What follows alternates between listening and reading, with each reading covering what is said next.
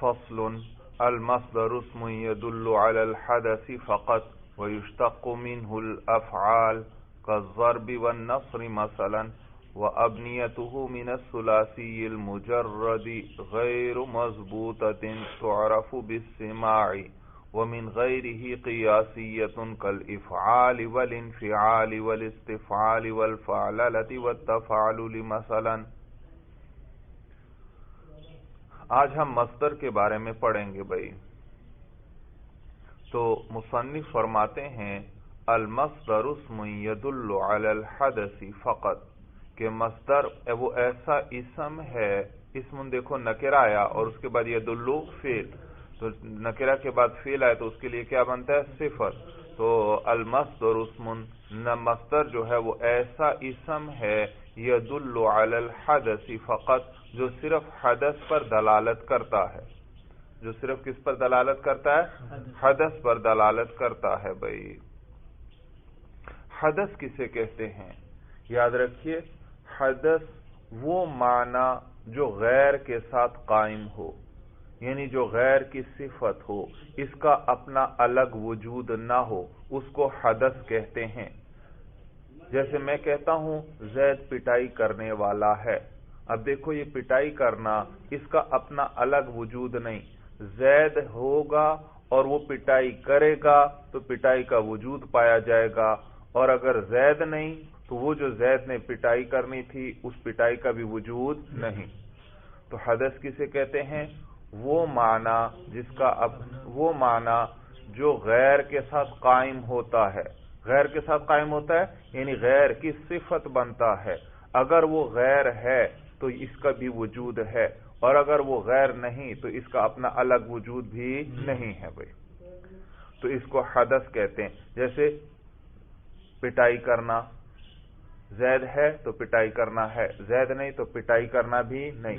جیسے کھانا کھانا، زید ہے تو کھانا کھانے کا فعل ہو سکتا ہے، زید نہیں تو وہ کھانا کھانے کا فعل بھی نہیں. یعنی اس کے لیے کوئی ایسی ذات چاہیے جو جس کے ساتھ وہ قائم ہو بھائی.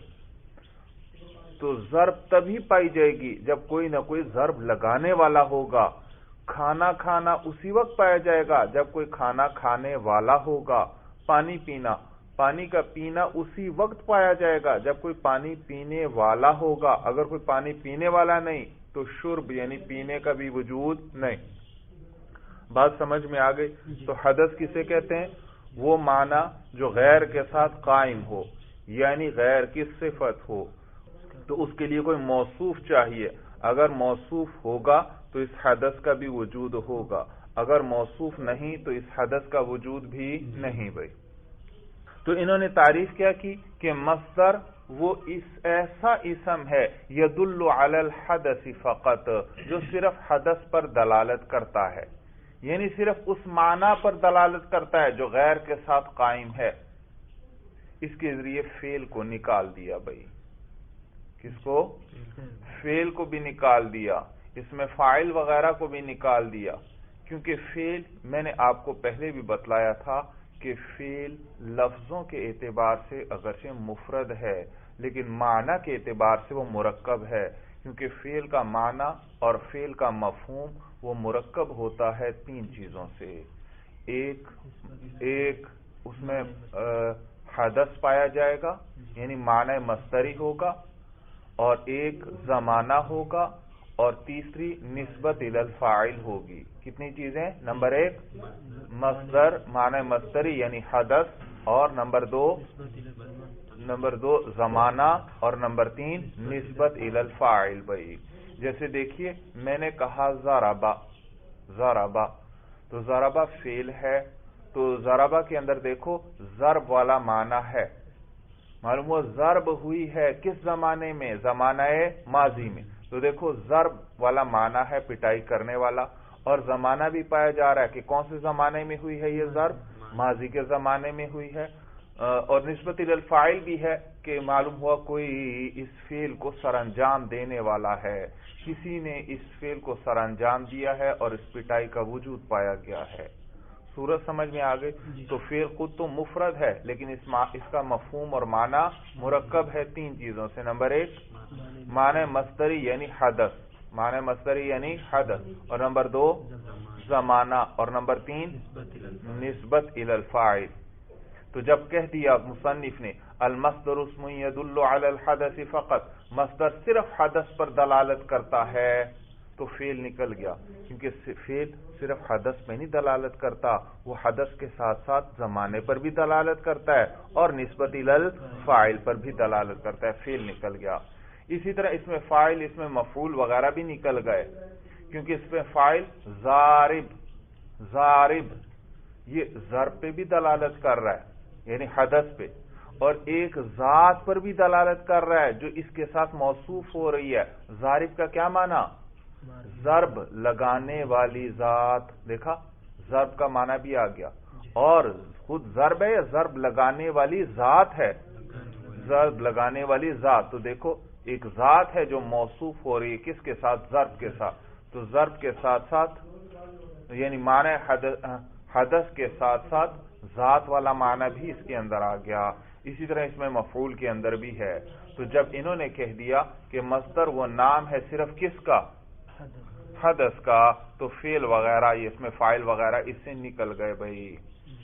تو مصدر صرف حدث پہ دلالت کرتا ہے، اس میں زمانہ یا نسبت الی الفاعل نہیں بھائی. اور حدث میں نے بتا دی ایسا معنی جس کا اپنا الگ وجود نہ ہو، غیر کی صفت بنے. وہ غیر ہے تو اس کا بھی وجود ہے، غیر نہیں تو اس کا بھی وجود نہیں. جیسے ضرب، کوئی ضرب لگانے والا ہے تو ضرب پائی جائے گی، کوئی ضرب لگانے والا نہیں تو ضرب کا وجود ہو ہی نہیں سکتا بھائی. تو کہتے ہیں المصدر اسم يدل على الحدث فقط، مصدر وہ ایسا اسم ہے جو صرف حدث پر دلالت کرتا ہے. وَيُشْتَقُّ مِنْهُ الْأَفْعَالِ، اور اس سے افعال کا اشتقاق ہوتا ہے. اشتقاق کہتے ہیں کہ ایک کلمے سے دوسرا کلمہ بنانا، اس کو کیا کہتے ہیں؟ اشتقاق. اشتقاق یاد رکھیے مصدر اصل ہے اور اس سے آگے باقی تمام صیغے بنتے ہیں بھائی. مصدر سے سب سے پہلے فعل ماضی بنتا ہے، پھر فعل ماضی سے آگے فعل مضارع بنتا ہے، پھر فعل مضارع سے آگے اس میں فاعل اور اس میں مفعول وغیرہ بنتے ہیں. تو مصدر سے کیا بنا؟ فعل ماضی، فعل ماضی سے فعل مضارع، فعل مضارع سے اس میں فاعل اور اس میں مفعول. تو گویا سب صیغے وہ مصدر ہی سے بن رہے ہیں، کوئی بغیر واسطے کے اور کوئی واسطے کے ساتھ. فعل ماضی بغیر واسطے کے براہ راست مصدر سے بن رہا ہے، اور فعل مضارع وہ مصدر سے بن رہا ہے لیکن درمیان میں کس کا واسطہ ہے؟ فعل ماضی کا. اسی طرح اس میں فاعل اس میں مفعول بھی مصدر سے بن رہا ہے لیکن درمیان میں فعل ماضی اور مضارع کا واسطہ ہے. تو یہ صیغے جو ہیں یہ سب مصدر سے بنتے ہیں. تو یہ جو مصدر سے یہ صیغے بنتے ہیں اس کو اشتقاق کہتے ہیں. اشتقاق بھائی. تو کہتے ہیں وَيُشْتَقُّ مِنْهُ الْأَفْعَالُ، اور مصدر جو ہے اس سے اشتقاق ہوتا ہے الافعال افعال کا. كالضرب والنصر مثلا، جیسے کہ ضرب اور نصر ہے مثال کے طور پر. مصدر کی 2 مثالیں ذکر کر دیں، ایک ضرب پٹائی کرنا اور ایک نصر مدد کرنا. تو کہتے ہیں جیسے ضرب اور نصر ہے مثال کے طور پر وَأَبْنِيَتُهُ مِنَ الثُّلَاثِيِّ الْمُجَرَّدِ غَيْرُ مَضْبُوطَةٍ تُعْرَفُ بِالسِّمَاعِ. اب بیان کر رہے ہیں کہ مصدر کے اوزان کیا ہیں. کہتے ہیں بھائی ثلاثی مجرد سے مصدر کے اوزان بہت زیادہ ہیں اور کوئی ضابطہ بھی نہیں ان کا کہ جس کے ذریعے ان سب کو منضبط کیا جا سکے بھائی. ہاں وہ سماع پر موقوف ہیں، جیسے ہم نے عربوں سے سنے اسی طرح ہم استعمال کریں گے بھائی. تو ان کے اوزان بہت زیادہ ہیں. علم الصیغہ میں غالباً آپ نے پڑھا ہوگا کہ ثلاثی مجرد کے وہ غالباً 44 اوزان نقل کرتے ہیں بھائی. 44 اوزان. تو یعنی ان کا ضابطہ کوئی نہیں ہے، انہوں نے سماع عربوں سے سنے ہیں، ان کو انہوں نے جمع کیا ہے. تو ثلاثی تو کہتے ہیں وہ ابنیتہ من الثلاثی المجرد. تو ابنیتہ اس مصدر کے اوزان من الثلاثی المجرد، کس سے؟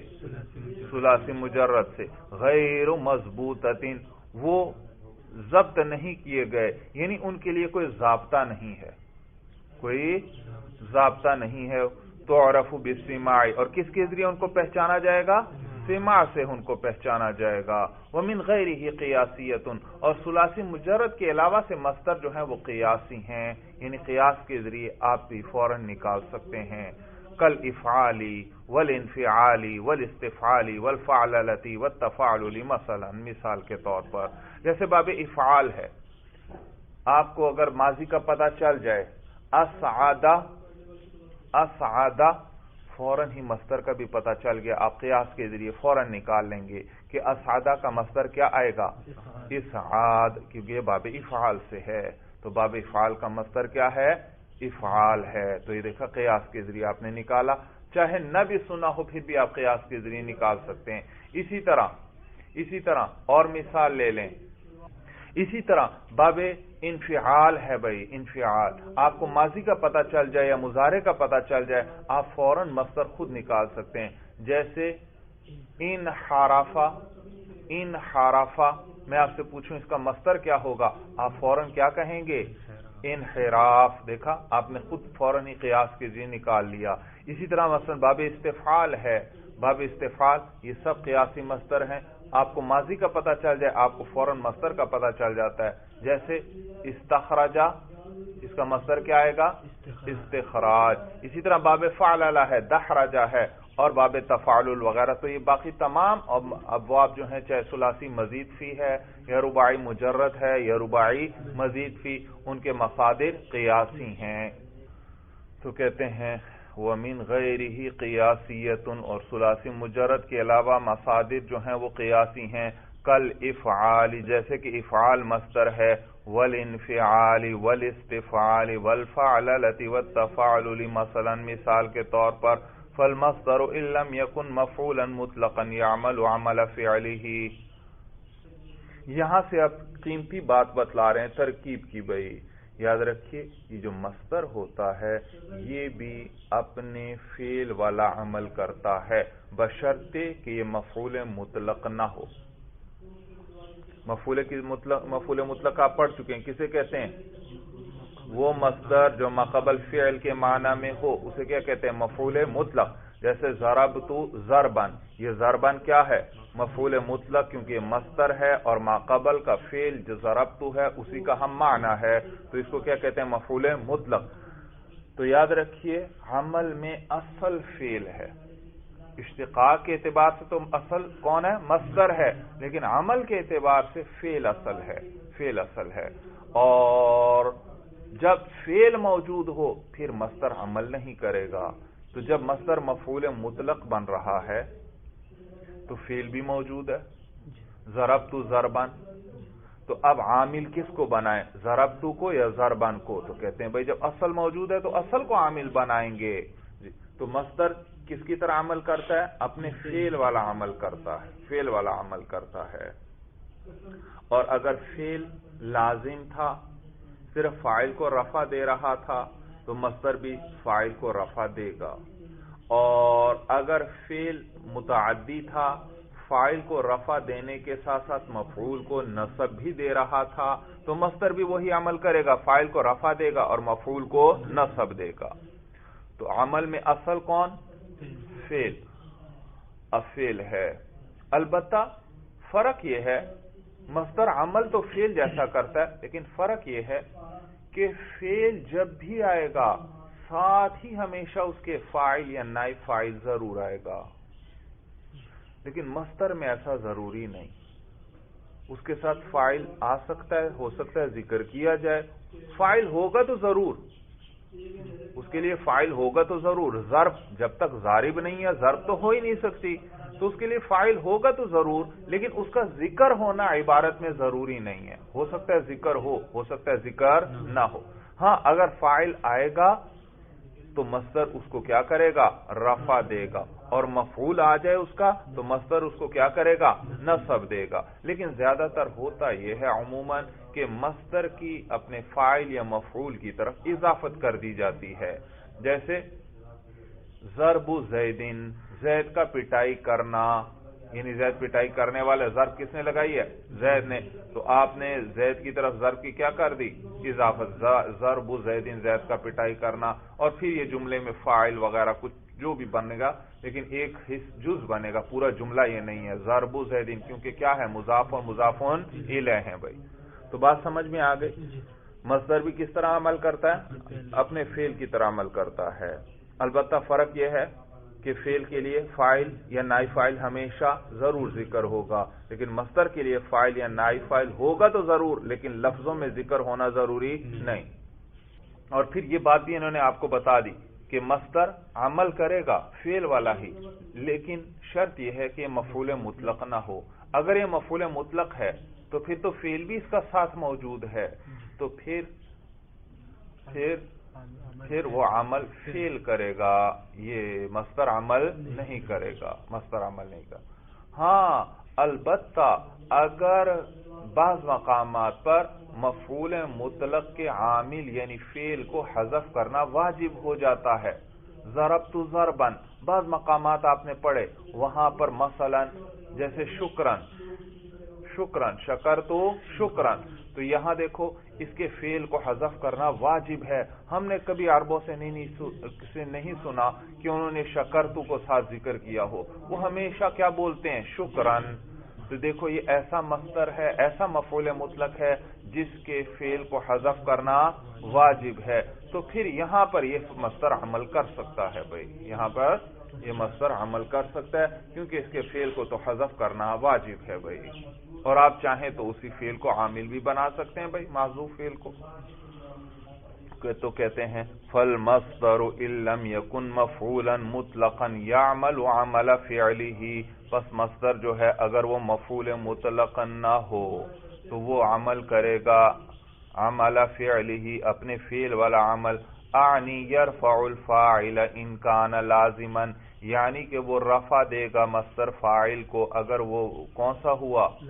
لازم ہوا، فعل لازم، نحو اعجبنی قیام زید، وینصب مفعولا، اور مفعول کو وینصب مفعولا ایضا، اور مفعول کو نصب بھی دے گا، ان کان متعدیا، اگر کون سا فعل ہو؟ فعل متعدی ہو، نحو اعجبنی ضرب زید عمرا۔ تو قیام اس کا فعل کیا ہے؟ قامہ، اور قامہ کیا ہے؟ فعل لازم، فعل لازم، لہذا یہ وہ، اور فعل لازم صرف فاعل کو رفع دیتا ہے، تو مصدر جو ہے اس کا وہ بھی صرف فاعل کو رفع دے گا، اور ضربہ یہ فعل متعدی ہے، یہ فاعل کو رفع دینے کے ساتھ ساتھ مفعول کو نصب بھی دیتا ہے، تو اس کا مصدر بھی اسی طرح ہوگا، فاعل کو رفع دے گا اور مفعول کو نصب دے گا بھائی۔ فعل لازم اور فعل متعدی کی پہچان کا آسان طریقہ شاید میں نے پہلے بھی ذکر کیا ہوگا کہ فعل متعدی کا اردو میں ترجمہ کریں تو لفظ نے اس میں آئے گا بھائی، لفظ نے، مثلا قام زید، زید کھڑا ہوا، دیکھو کوئی نے کا لفظ نہیں آیا، معلوم ہو یہ فعل متعدی نہیں ہے بلکہ فعل لازم، اور اگر نے کا لفظ آئے تو سمجھیں یہ فعل متعدی ہے، مثلا زید نے کھانا کھایا، دیکھا نے آیا یا نہیں؟ زید نے، معلوم ہوا کھانا کھانا یہ کون سا فعل ہے؟ فعل متعدی۔ یا آپ کہتے ہیں زید نے مارا، دیکھا معلوم ہو یہ مارنا، پٹائی کرنا کیا ہے؟ فعل متعدی، کیونکہ زید نے، دیکھا نے لفظ آ رہا ہے، زید نے مارا۔ جی اب ترکیب کیجئے بھائی، اعجبنی قیام زید، اعجبہ کا معنی ہے تعجب میں ڈالنا، یا اعجبہ کا معنی ہے پسند آنا، پسند آنا، جو بھی آپ کر لیں موقع محل کے مطابق بھائی۔ جی ترکیب کیجئے، اعجبنی قیام زید، اعجبنی فعل، اعجبنی، جی اعجبہ فعل، نون وقایا یا ضمیر نون وقایا یا ضمیر منصوب محلا مفعول به، یا ضمیر منصوب محلا مفعول به، منصوب کیوں؟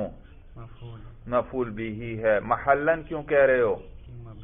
کیونکہ مبنی ہے، شاباش، تو منصوب محلا مفعول به۔ آگے قیام مرفوع لفظا مصدر، قیام مرفوع لفظاً مصدر. شاباش. مرفوع کیوں؟ کیونکہ یہ فاعل ہے. مجھے تعجب میں ڈالا. کس نے تعجب میں ڈالا؟ اعجبنی، مجھے تعجب میں ڈالا، یا یوں کہیں اعجبنی، مجھے پسند آیا. کیا چیز پسند آئی؟ قیام. قیام بھائی یہ دیکھا فاعل ہے. یا مجھے تعجب میں ڈالا. کس نے تعجب میں ڈالا؟ قیام. قیام نے، کھڑے ہونے نے. صورت سمجھ میں آ گئی؟ قیام مرفوع لفظاً مصدر. اچھا، تو قیام مرفوع کیوں ہے؟ کیونکہ یہ فاعل ہے اعجب فعل کے لیے. جی. اور مرفوع لفظاً کیوں؟ کیونکہ اس کے رفع پر ہم کیا کر رہے ہیں؟ تلفظ کر رہے ہیں. تلفظ کر کے دکھاؤ. قیام. جی. اور جی مصدر. آگے زید مرفوع لفظاً زید مرفوع لفظاً. مرفوع کیوں؟ کیونکہ یہ فاعل ہے. شاباش. کیونکہ یہ قیام مصدر کے لیے فاعل ہے. بھائی آپ نے پڑھا کہ مصدر بھی کس کی طرح عمل کرتا ہے؟ فعل کی طرح عمل کرتا ہے. وہ بھی اپنے فاعل کو رفع دیتا ہے، اور اگر متعدی ہو تو مفعول کو نصب بھی دیتا ہے. تو دیکھا یہ زید ان کو رفع، یہ قیام دے رہا ہے مصدر. بھائی جی. تو زید مرفوع لفظاً فاعل. ہاں قیام مصدر اپنے فاعل سے مل کر فاعل. ہاں تو دیکھا جب مصدر کے لیے فاعل یا وغیرہ آگے آ رہے ہوں تو تعبیر اسی طرح کرنا ہے. قیام مرفوع لفظاً مصدر. آپ بتا دیں گے کہ یہ کیا ہے؟ مصدر ہے. اب آگے پھر آپ بتائیں گے زید مرفوع لفظاً اس کا فاعل. اب مصدر قیام مصدر اپنے فاعل سے مل کر یہ کیا ہوا؟ فاعل ہوا اعجبنی کے لیے. جی. اعجبنی فعل اپنے فاعل اور مفعول به سے مل کر جملہ فعلیہ خبریہ ہوا. اعجبنی قیام زید. تعجب میں ڈالا مجھے زید قیام نے. کھڑا ہونے والا کون ہے؟ زید ہے. یہ اس کے لیے فاعل ہے نا. تو مجھے کس نے تعجب میں ڈالا؟ زید کے قیام نے. مثلا زید بیمار تھا اور امید ہی نہیں تھی کہ اتنی جلدی وہ ٹھیک ہو جائے گا، لیکن وہ بڑی جلدی ٹھیک ہوا اور آپ نے اس کو کھڑے ہوئے دیکھا تو بہت خوشی ہوئی آپ کو. صورت یا آپ کو حیرت ہوئی تو آپ نے کیا کہا؟ اعجبنی قیام زید. مجھے زید کے قیام نے تعجب میں ڈالا. بھائی اگلی ترکیب بھی کیجئے. اعجبنی ضرب زید عمرا. اعجبنی فعل. اچھا، اور لیکن یاد رکھیے اعجبنی قیام زید عموماً ایسا استعمال کم ہوگا. عموماً پھر اس کی میں نے بتایا مصدر کی اپنے فاعل یا مفعول کی طرف اضافت کر دیتے ہیں، تو استعمال یوں ہوگا زیادہ تر اعجبنی قیام زید. اعجبنی قیام زید. تو پھر کیسے؟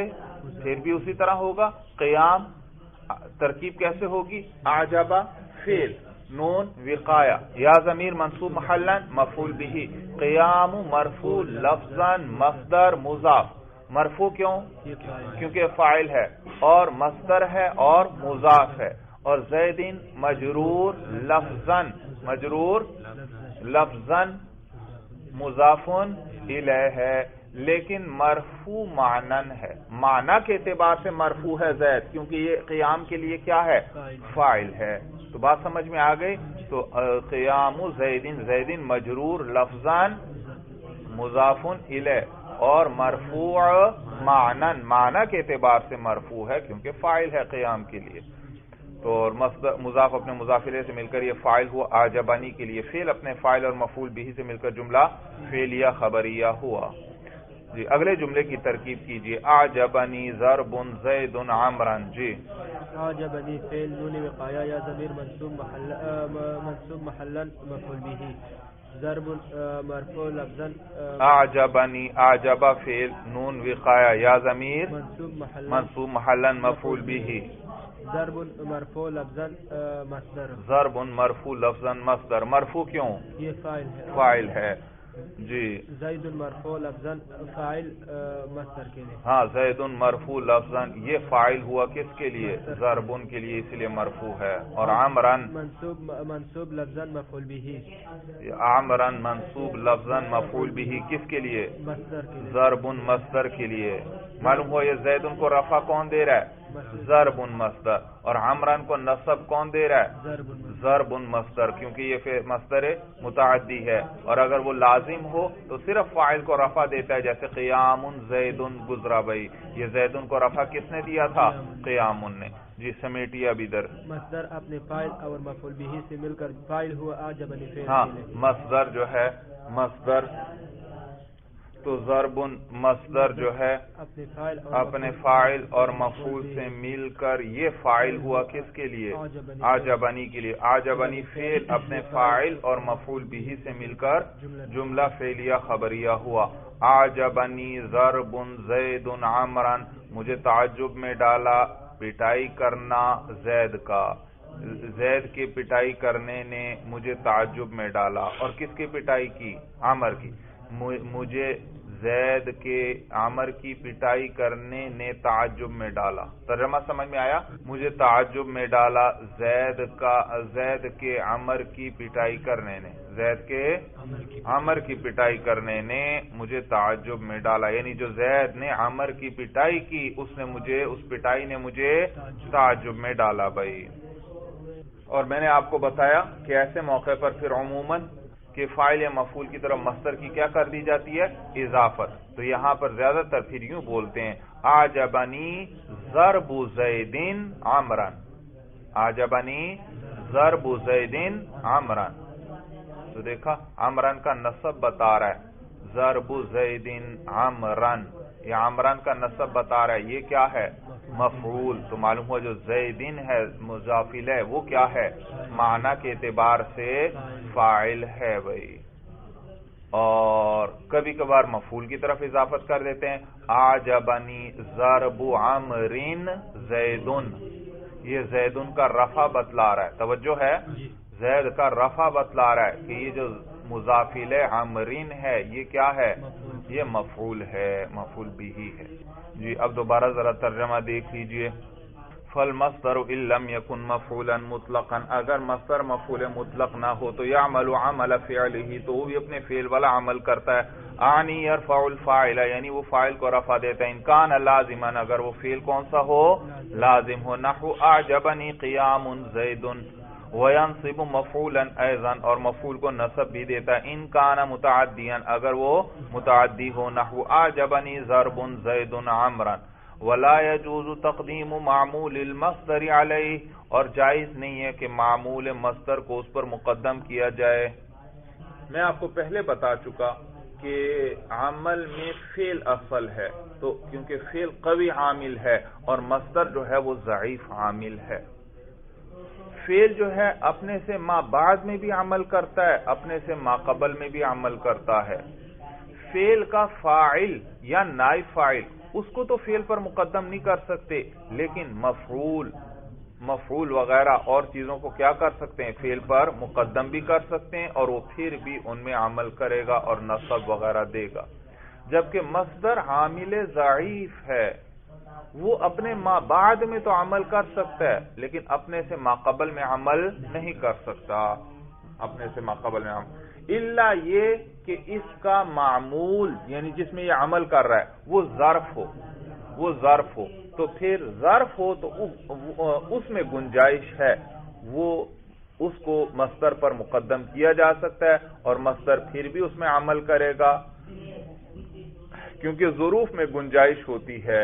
وجہ اس کی یہ کہ ظروف کا تعلق حدث سے بڑا گہرا ہوتا ہے. جو بھی حدث ہوگا یعنی جب بھی کوئی حدث پایا جائے گا، کھانا کھانا، پانی پینا، پٹائی کرنا، یہ ہمیشہ کسی نہ کسی زمانے میں ہوں گے اور کسی نہ کسی جگہ پہ ہوں گے. زید نے پٹائی کی، دیکھا کوئی نہ کوئی زمانہ ہوگا اور کوئی نہ کوئی جگہ ہوگی جہاں اس نے پٹائی کی. زید نے پانی پیا، کوئی نہ کوئی زمانہ ہوگا جس میں پانی پیا اور کوئی نہ کوئی جگہ ہوگی جہاں پر اس نے پانی پیا. تو ہر حدث کا تعلق زمانے اور مکان کے ساتھ ہوتا ہے، تو اسی وجہ سے جب اس کا تعلق ظرف یعنی اور زمانے اور مکان کو کیا کہتے ہیں؟ ظرف، تو معلوم ہوا حدث کا تعلق ظرف سے بڑا گہرا، جب بڑا گہرا تعلق ہے تو اسی لیے مصدر جو ہے وہ حدث ہے، وہ ظرف میں عمل کرے گا چاہے وہ اس پر مقدم ہی کیوں نہ ہو جائے، لیکن باقی معمول وہ اس پر مقدم ہو جائیں تو وہ ان میں عمل نہیں کر سکتا۔ فاعل کو تو فعل پر بھی مقدم نہیں کر سکتے، مصدر میں بھی مقدم نہیں کر سکتے، اسی طرح مفعول اس کو تو فعل پر مقدم کر سکتے تھے لیکن مصدر میں مقدم نہیں کر سکتے، اسی طرح اور بھی معمول ہیں بھائی ان کو بھی مصدر پر مقدم نہیں کر سکتے۔ تو کہتے ہیں وَلَا يَجُوزُ تَقْدِيمُ مَعْمُولِ الْمَصْدَرِ عَلَيْهِ، اور جائز نہیں ہے مقدم کرنا معمول مصدر کو علیہ مصدر پر، فلا یقال، پس یوں نہیں کہا جائے گا اعجبنی زید ضرب عمرا، توجہ ہے ترکیب پہ، زید جو فاعل تھا کس کے لیے؟ ضربن کے لیے، اس کو ضرب پر مقدم کر دیا گیا، انہوں نے بتا دیا یہ جائز نہیں ہے۔ اسی طرح ولا عمرا ضرب زید، مفعول کو بھی ضرب پر مقدم کرنا جائز نہیں۔ اچھا بھائی، اب ترکیب کیا کریں گے؟ اعجبنی زید ضرب عمرا، جی ترکیب کیجئے۔ جی ہاں شاباش، یہ میں نے آپ کو بتلایا تھا کہ جب کبھی کتاب میں ایسی بات آ جائے کہ ایک جملہ ذکر کر دیا جائے کہ عربی میں یوں نہیں کہتے، تو پھر اب اگر آپ سے کوئی کہے اس کی ترکیب کرو تو آپ جواب میں فوراً کہیے کہ اس جملے کی ترکیب نہیں ہو سکتی کیونکہ یہ کلام عرب کے خلاف ہے، کلام عرب میں اس طرح استعمال ہی نہیں ہوتا۔ تو جب اعجبنی زید ضرب عمرا نہیں کہہ سکتے تو پھر اس کی ترکیب بھی نہیں کریں گے، تو کہتے ہیں فلا یقال، تو یہ نہیں کہا جائے گا اعجبنی زید ضرب عمرا، یہ نہیں کہا جائے گا، اور اسی طرح ولا عمرا ضرب زید، یہ بھی نہیں کہا جائے گا۔ یہ اس کے ساتھ بھی اعجبنی جوڑ دیں، اعجبنی عمرا ضرب زید، یوں بھی نہیں کہا جائے گا۔ یہ تو میں نے آپ کو آسان لفظوں میں بتا دیا کہ مصدر کے معمول کو مصدر پر مقدم نہیں کر سکتے کیونکہ مصدر عامل ضعیف ہے، وہ اپنے ما بعد میں تو عمل کر سکتا ہے، ما قبل میں عمل نہیں کر سکتا، الا یہ کہ جو اس کا معمول ہے وہ ظرف ہو، تو جب ظرف ہو تو پھر اس صورت میں وہ مقدم بھی ہو جائے تو اس میں مصدر عمل کرے گا، کیونکہ ظرف کے ساتھ فعل کا تعلق بڑا قوی ہوتا ہے بھائی۔ تو ہر حدث کے لیے کیا چاہیے؟ ظرف چاہیے، زمانہ بھی اور جگہ بھی، تو اس لیے اس کے ساتھ ہی کا تعلق ہے تو وہ اس میں عمل کریں گے۔ یہ تو آسان لفظوں میں نے بتایا، گہری بات بھی یہاں یاد رکھیں، علماء محققین فرماتے ہیں کہ وہ مصدر جو عمل کرتا ہے وہ ان مع الفعل کی تعویل میں ہوتا ہے، توجہ ہے، وہ مصدر جو عمل کرتا ہے ان مع الفعل کی تعویل میں ہوتا ہے، مثلا یہاں پر ضرب زید یا قیام زید، تو یہ قیام یہ عامل ہے کس کے اندر؟ زید، اور جو مصدر بھی عامل ہوتا ہے وہ ان مع الفعل کی تعویل میں ہوتا ہے، تو قیام ان قام، ان بھی لے آئے اور آگے فعل بھی بنا دیا، صورت سمجھ میں آگے۔ اور اسی طرح ضرب، یہ کس معنی؟ ضرب عمل کر رہا ہے، ضرب زید، یہ زید کو رفع دے رہا ہے، تو یہ ضرب کس معنی میں ہوا؟ ان مع الفعل، بناؤ ان مع الفعل، ان ضربا، ان ضربا یا ان یضربا، ماضی بنا لو، مضارع بنا لو، جو بھی ہے صورت کے موقع محل کے مطابق، بات سمجھ میں آ۔ تو یہ ان مع الفعل کی تعویل میں ہے، کیا بات ہوئی؟ وہ مصدر جو عمل کر رہا ہو وہ ان مع الفعل کی تعویل میں ہوتا ہے، اور یاد رکھیے یہ ان کیا ہے؟ حرف مصدر ہے، حرف مصدر، اور یہ ہمیشہ کس پر داخل ہوتا ہے؟ فعل پر، حرف مصدر ہے نا، تو یہ فعل پر داخل ہوتا ہے، اور یاد رکھیے یہ جو حرف مصدر ہوتا ہے اس کو حرف موصول کہتے ہیں، ایک تو اس میں موصول ہے، مبنیات میں سے آپ پڑھ چکے ہیں، اور یہ جو حروف مصدریہ ہیں یہ جو فعل پر داخل ہوتے ہیں ان کو کیا کہتے ہیں؟ حرف موصول، کیا کہتے ہیں؟ اور یہ کس پر داخل ہوتے ہیں؟ فعل پر، اور فعل کو ان کا صلہ کہتے ہیں۔ کیا کہتے ہیں؟ تو یہ ان اور ما مصدریہ وغیرہ یہ کیا ہیں؟ حرف موصول، اور آگے آنے والا فعل کیا ہے؟ صلہ ہے۔ اب آپ مجھے ایک بات بتائیے، ایک ہوتا ہے اسم موصول، ایک ہے اس کا صلہ، کیا صلہ اس میں موصول پر مقدم ہو سکتا ہے؟ نہیں۔ تو یہاں پر بھی اسی طرح ہے، ان کیا ہے؟ حرف موصول، آگے کیا ہے؟ فعل اس کا صلہ، تو صلہ یہ جو ہے حرف موصول پر مقدم نہیں ہو سکتا۔ صورت سمجھ میں آ گئی؟ تو ضربن زیدن، ضربن، یہ ضربن کیا کر رہا ہے؟ زیدن کو فاعل رفع دے رہا ہے، تو یہ ضربن کس معنی میں ہوا؟ ان یضربا زیدن، ان یضربا زیدن، تو یہ ان مع الفعل کی تعویل میں ہوا، اور یہ عمل اب کون کر رہا ہے؟ دراصل یہ یضربو کر رہا ہے، اور یہ یضربو یہ خود ان پر مقدم نہیں ہو سکتا۔ جب یہ خود ان پر مقدم نہیں ہو سکتا تو اس کا جو آگے معمول ہے وہ بطریق اولا ان پر مقدم نہیں ہو سکتا، تو اسی لیے مصدر کا جو معمول ہے وہ مصدر پر مقدم نہیں ہو سکتا، کیونکہ وہ مصدر کس معنی میں ہے؟ ان مع الفعل کے، اور وہ فعل جو ہے وہ عامل ہے اور وہ ان پر مقدم نہیں ہو سکتا، تو اس کے آگے معمول بطریق اولا اس پر مقدم۔ مثلا ضربن زیدن عمرن، ضربن زیدن عمرن، اب آپ کیا کر رہے؟ یہ ضربن کو کس معنی میں کر لیں؟ ان مع الفعل، ان یضربا زیدن عمرن، ان یضربا زیدن عمرن۔ اب آپ اس عمرن کو اٹھا کر اس پر مقدم کرنا چاہتے ہیں تو نہیں کر سکتے۔ مثلا دوبارہ وہی مثال بناؤ، ضربن زیدن عمرن، ضربن زیدن عمرن، تو عمرن کو ذرا مقدم کریں، عمرن ضربن زیدن۔ اب اس کو ذرا ان مع الفعل کی تعویل میں لے جاؤ، عمرن ان یضربا زیدن، عمرن، توجہ ہے، عمرن ان یضربا زیدن، تو دیکھا یہ تو آپ نے معمول کو کیا کر دیا؟ ان پر بھی مقدم کر دیا، اور ان پر تو مقدم نہیں کر سکتے۔ صورت سمجھ میں آ گئی؟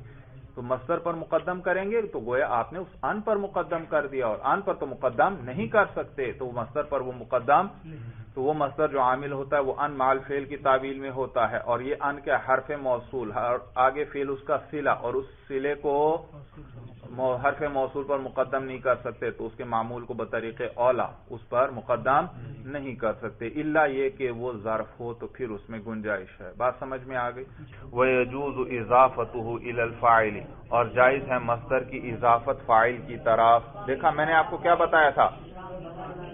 اعجبنی قیام زیدن، پہلی مثال جو گزری، میں نے کہا تھا اس کو عموماً کیسے استعمال کرتے ہیں؟ اعجبنی قیام زیدن، مصدر کی اپنے فاعل یا مفعول کی طرف اضافت کر دیتے ہیں، یہی بات بیان کر رہے ہیں۔ وَيَجُوزُ إِضَافَتُهُ إِلَى الْفَاعِلِ، اور جائز ہے مصدر کی اضافت کرنا فاعل کی طرف، نحو کَرِہْتُ ضَرْبَ زَیدٍ عَمْرًا، کَرِہْتُ میں نے ناپسند کیا، ضرب زیدٍ زید کی پٹائی کرنے کو، اور کس کی پٹائی کی؟ عمر کی۔ زید نے جو عمر کی پٹائی کی میں نے اس ضرب کو ناپسند کیا۔ جی ترکیب کیجئے، کرہتو فعل، ہاں کرہتو فعل بفاعل، اب فاعل بھی بتا دیجئے، تا ضمیر مرفوع محلا فاعل، ضرب منصوب لفظا، ضرب منصوب لفظا مصدر مضاف، ضربن، ضربہ کیا ہے؟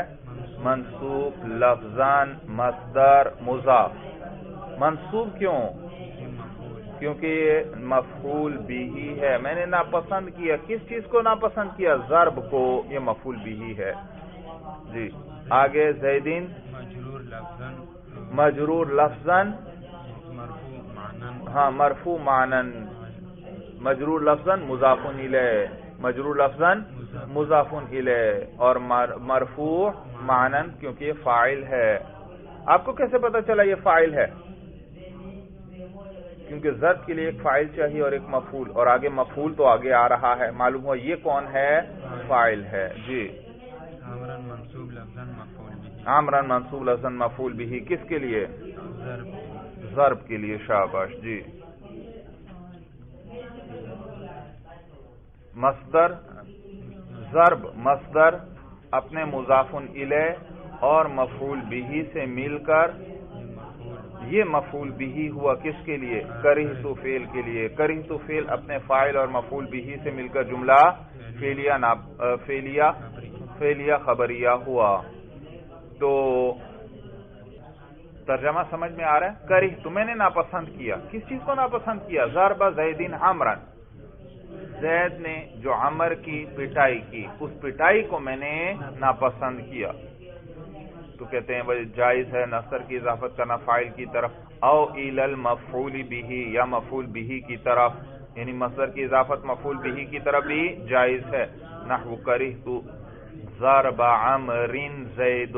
دیکھا اب عمر کی طرف اضافت کر دی اور زید کا رفع بتلا رہا ہے کہ یہ فاعل ہے اور عمرین کیا ہے؟ مفعول. جی ترکیب کیجئے. کرہت فعل بفاعل، کرہت فعل بفاعل، تا ضمیر مرفوع محلا فاعل، تا ضمیر مرفوع محلا فاعل، ضرب منصوب لفظا مضاف، مصدر ضرب منصوب لفظا مصدر مضاف. منصوب کیوں؟ یہ مفعول به، کیونکہ یہ مفعول به ہے. عمر مجرور لفظا مضاف الیہ اور مرفوع معنی، عمر مجرور لفظا مضاف الیہ اور مرفوع معنی فاعل. فاعل ہے کہ مفعول ہے؟ منصوب معنی. شاباش. تو عمر مجرور لفظا مضاف الیہ منصوب معنن، کیونکہ یہ کیا ہے؟ مفعول. و معنی کے اعتبار سے منصوب ہے. جی. زید مرفوع لفظا فاعل، زید مرفوع لفظا فاعل کس کے لیے؟ ضرب مصدر کے لیے. ضرب مصدر اپنے مضاف الیہ اور فاعل سے مل کر یہ مفعول به ہوا. کرہت. شاباش. ضرب مصدر اپنے مضاف الیہ اور فاعل سے مل کر مفعول به ہوا کرہت فعل کے لیے. کرہت فعل اپنے فاعل اور مفعول به سے مل کر جملہ فعلیہ خبریہ ہوا. کرہت ضرب عمر زید، میں نے ناپسند کیا زید کے عمر کی پٹائی کرنے کو، یعنی وہ معنی وہی ہے زید نے جو عمر کی پٹائی کی میں نے اس پٹائی کو ناپسند کیا. اچھا انہوں نے آپ کو بتلایا کہ مصدر اپنے فعل والا عمل کرتا ہے، لیکن جب یہ مفعول مطلق ہو تو پھر یہ عمل نہیں کرے گا. تو سوال پیدا ہوا پھر عمل کون کرے گا؟ کہتے ہیں بھائی پھر عمل فعل جو اصل موجود ہے وہ عمل کرے گا. تو کہتے ہیں وَأَمَّا إِن كَانَ مَفْعُولًا مُطْلَقًا، اور اگر مصدر جو ہے وہ مفعول مطلق ہوا فَالْعَمَلُ لِلْفِعْلِ الَّذِي قَبْلَهُ، تو عمل اس فعل کا ہوگا جو اس سے پہلے آیا ہے. نحو ضربت ضربا عمرا، ضربت ضربا عمرا. اب یہ عمرا مفعول به ہے، یہ ضربا اس میں عمل نہیں کر رہا بلکہ کون عمل کر رہا ہے؟ ضربت. ترکیب کیجئے. ضربت فعل بفاعل. جی اب فاعل بتائیے. تا ضمیر مرفوع محلا فاعل، ضربا منصوب لفظا مفعول مطلق. شاباش. عمرا منصوب لفظا مفعول به کس کے لیے؟ ضربت کے لیے. شاباش.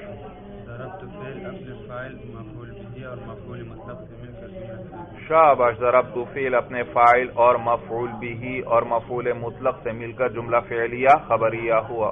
دیکھا ماشاءاللہ اب ترکیب کی آپ ماہر ہوتے جا رہے ہیں ماشاءاللہ بھائی. فعمر منصوب بضربت، تو عمر منصوب ہے کس کی وجہ سے؟ ضربت کی وجہ سے منصوب ہے، ضربن کی وجہ سے نہیں. سوال فعمر منصوب بضربت، آپ نے پڑھا حروف جارہ صرف اسم پر داخل ہوتے ہیں، اسم کے خاصے ذکر ہوئے تھے اور ان میں سے خاصہ کیا تھا؟ اس پر کیا داخل ہوتا ہے؟ حرف جر. اور یہاں پر تو بضربت با جارہ کس پر داخل ہے؟ ضربت پر. تو یہ تو فعل پر داخل ہو گیا حرف جر. بھائی کیا جواب دیں گے؟ فعمر منصوب بضربت، تو عمر منصوب ہے ضربت کی وجہ سے، با جارہ داخل ہوا فعل پر. کیا جواب دیں گے؟ بھائی جواب میں پہلے ذکر کر چکا ہوں. ضربہ فعل میں نے بتایا تھا کیسے ترکیب کریں گے. ضربہ مرفوع محلا مبتدا. مرفوع کیوں؟ مبتدا ہے.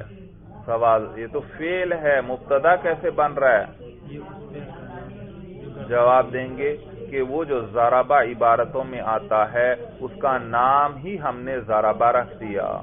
تو یہاں یہ نام ہے، علم ہے، اور علم کیا ہوتا ہے؟ اسم، معرفہ ہوتا ہے، اس لیے یہ مبتدا بن رہا ہے.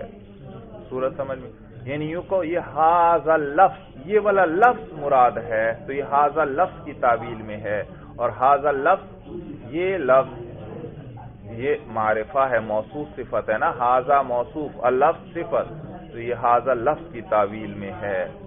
اور اسی لیے ان کا یہ لفظ کی تعویل میں، اس لیے ان کا ترجمہ بھی نہیں کریں گے. ضربہ فعل، اردو میں ترجمہ کرو. ضربہ فعل ہے، بھائی ضربہ کا ترجمہ آپ نہیں کر رہے، اس ایک آدمی نے پٹائی کی نہیں، یہاں ترجمہ نہیں کریں گے. معلوم ہوا لفظ مراد ہے، لفظ مراد ہے. تو یہاں پر بھی اسی طرح ہے. فعمر منصوب بضربت، دیکھا ضربت سے ضربت کا لفظ مراد ہے. وہ جو عبارت میں ضربت آیا اس ضربت کا نام، اس لفظ کا نام ہی ہم نے کیا رکھ دیا؟ اس فعل کا نام ضربت نام رکھ دیا. اب یہ علم ہے اور یہ اسم ہے، یعنی یہ ھذا لفظ کے معنی میں ہے. تو یوں کریں فعمر منصوب بھذا اللفظ، بس عمر منصوب ہے اس لفظ کی وجہ سے. صورت سمجھ میں آ گئی. اور دیکھا ترجمہ بھی اس کا نہیں کر رہے. فعمر منصوب بضربت، عمر منصوب ہے کس کی وجہ سے؟ ضربت کی وجہ سے. دیکھا لفظ مراد ہے، معنی اس کا ترجمہ نہیں کیا جا رہا بھائی. تو کہتے ہیں عمر منصوب ہے ضربت کی وجہ سے. یہاں مصدر کے بارے میں ایک اور قیمتی بات یاد رکھیے بھائی، مصدر کی بحث آئی ہے تو وہ بھی ذکر کر دیتا ہوں. یاد رکھیے مصدر کا خارج میں وجود نہیں ہوتا، یعنی خارج میں ہمیں دکھائی نہیں دیتا. مصدر خارج میں ہمیں دکھائی نہیں دیتا. مثلا ضرب، پٹائی کرنا، آپ کو خارج میں کبھی پٹائی کرنا دکھائی نہیں دے گا. مثلا اکل، اکل یاکلو اکلن، کھانا کھانا، تو آپ کو خارج میں کبھی اکل یعنی کھانا کھانا دکھائی نہیں دے گا. اسی طرح ہنسنا، ہنسنا آپ کو خارج میں کبھی ہنسنا دکھائی نہیں دے گا. آپ کہیں گے نہیں ہمیں تو خارج میں نظر آتا ہے، پٹائی کرنا بھی نظر آتا ہے، کوئی کسی کی پٹائی کر رہا ہو. یاد رکھو یہ جو خارج میں آپ کو نظر آتا ہے یہ مصدر نہیں ہے، یہ اس مصدر کی سے جو صورت حاصل ہوئی. پٹائی کرنے کا فعل کیا زید نے مثلا، تو اس پٹائی کرنے کے مصدر سے جو صورت یعنی پٹائی حاصل ہوئی، آپ کو پٹائی نظر آتی ہے خارج میں، پٹائی کرنا نظر نہیں آتا. اسی طرح خارج میں آپ کو ہنسنا نہیں نظر آتا بلکہ ہنسی نظر آتی ہے. ہنسنا مصدر ہے، اس مصدر ہنسنے کی وجہ سے جو صورت حاصل ہو گئی، جو ہیئت حاصل ہوئی، اس کو کیا کہتے ہیں؟ حاصل بالمصدر. کیا کہتے ہیں؟ تو خارج میں ہمیں جو نظر آتا ہے وہ مصدر نہیں ہوتا، وہ حاصل بالمصدر ہوتا ہے. مصدر کو کیا اور اس مصدر کی وجہ سے جو صورت بنی وہ صورت ہمیں نظر آتی ہے. تو خارج میں ہمیں ہنسنا نہیں نظر آتا بلکہ ہنسی نظر آتی ہے. خارج میں ہمیں دوڑنا نہیں بلکہ دوڑنے سے جو صورت حاصل ہوئی یعنی دوڑ نظر آتی ہے. خارج میں ہمیں پٹائی کرنا یعنی مصدر نہیں نظر آتا، خارج میں ہمیں پٹائی یعنی اس کی جو صورت حاصل ہوئی وہ نظر آتی ہے. صورت سمجھ میں آ گئی، کیونکہ مصدر کا الگ اپنا کوئی وجود ہی نہیں. تو خارج میں ہمیں جو نظر آتا ہے وہ حاصل بالمصدر ہے، مصدر نہیں ہے بھائی. جیسے چلنا، خارج میں ہمیں چلنا نہیں نظر آتا، خارج میں ہمیں چال نظر آتی ہے جو اس مصدر سے جو صورت حاصل ہوئی. صورت سمجھ میں آ گئی. چلیے بس بھائی، ھذا ھو المرام واللہ اعلم بحقیقت الکلام.